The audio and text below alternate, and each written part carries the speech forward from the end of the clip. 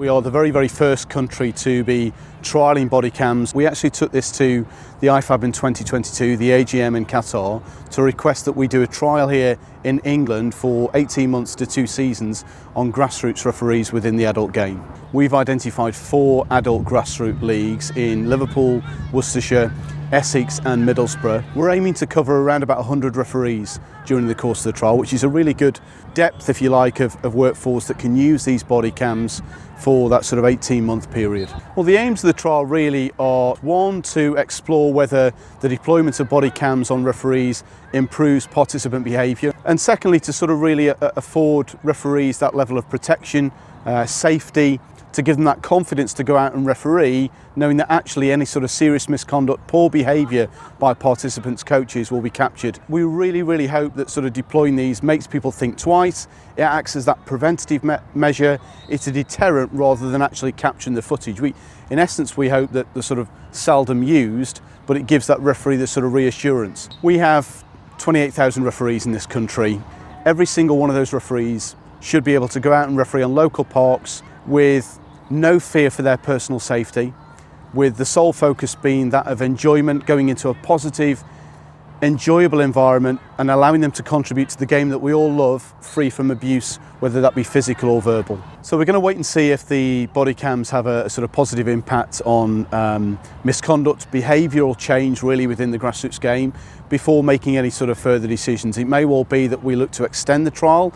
It may well be that we look to extend these to all adult grassroots leagues in the future, but that will be largely based on the feedback, analysis and results of the trial that we're currently running. In terms of the bodycam pilot, it's really important. I think it's going to be a really positive aspect towards recruiting referees in the future. The main aim of it is to provide that safety net and that reassurance to referees that they've got that camera there should they need it. There's a lot of great works taking place by the FA in recent years around making match officials feel more comfortable, more safe, and this is the latest area in terms of doing that locally. It's a defining moment in grassroots football. For me, prevention is better than a cure.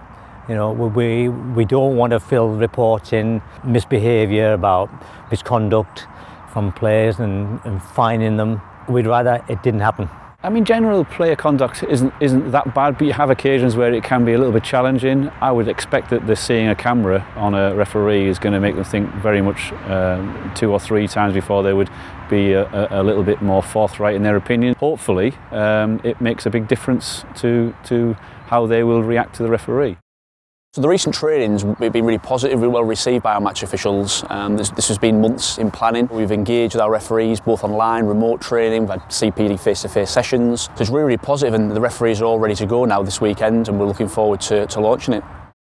I feel very lucky to take part in this pilot trial. I think it's going to increase my skills, my awareness of how we communicate with players, how we not only conduct ourselves on a match day, but being able to take charge of the game with a bit more authority on some occasions.